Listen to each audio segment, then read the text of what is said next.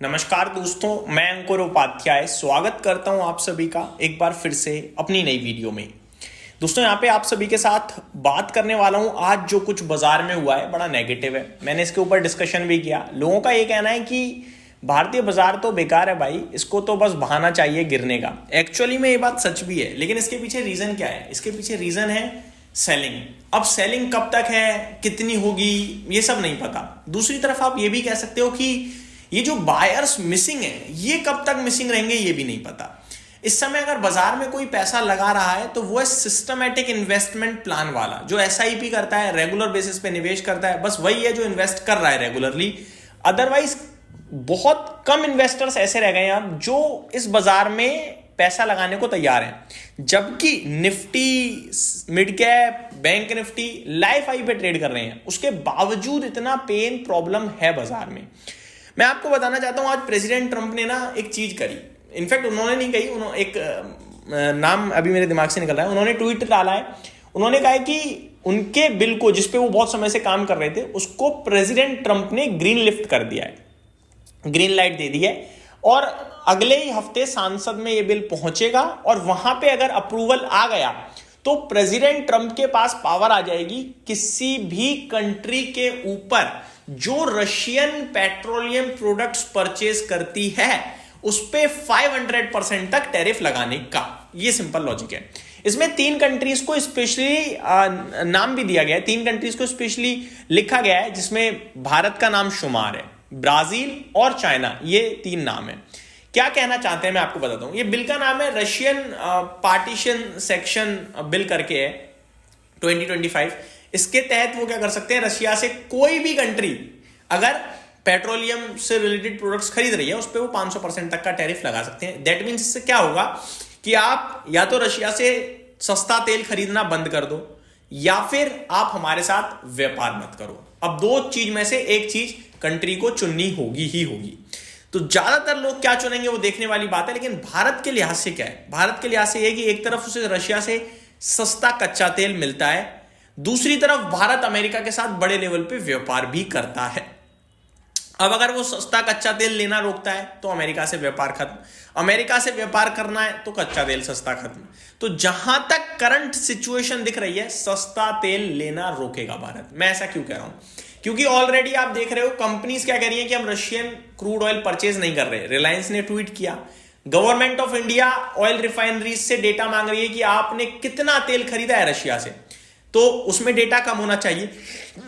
माफ कीजिएगा। ये सारी चीजें इसलिए हो रही थी क्योंकि हमें यूएस के साथ ट्रेड डील करनी है और अब तो और ज्यादा हमारे ऊपर प्रेशर आ गया है। ठीक है, ये सारी चीजें हो गई।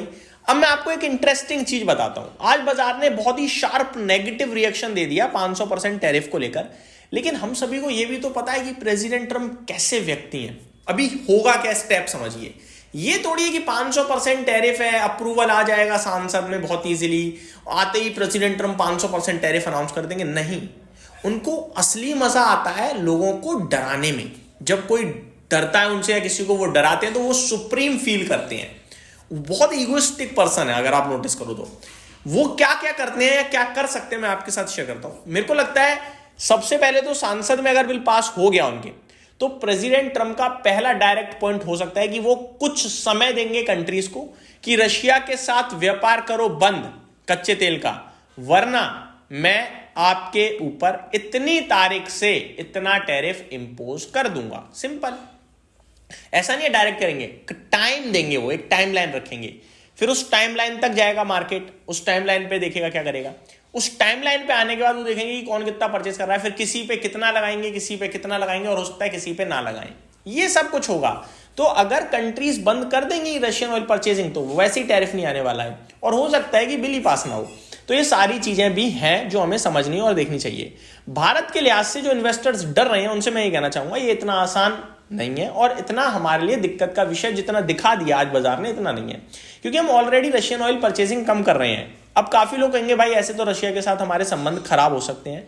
नहीं होंगे, क्योंकि ये सारी चीजें व्लादिमीर पुतिन साहब को दिख रही हैं कि अमेरिका ऐसा कर रहा है, तो कहीं ना कहीं और कंट्रीज थोड़ा सा नर्वस होंगी।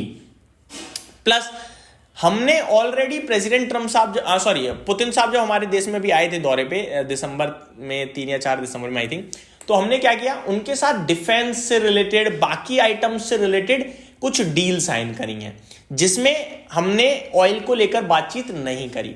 तो कहने वाली बात यह, कहीं ना कहीं हम थोड़ा कुछ और खरीद लेंगे रशिया से, हम तेल नहीं खरीद के कुछ और खरीद लेंगे, तो हमारा रिश्ता बना रहेगा। और हम अमेरिका के साथ ट्रेड डील भी करेंगे, क्योंकि हम कहीं ना कहीं रशियन ऑयल परचेजिंग बंद कर देंगे।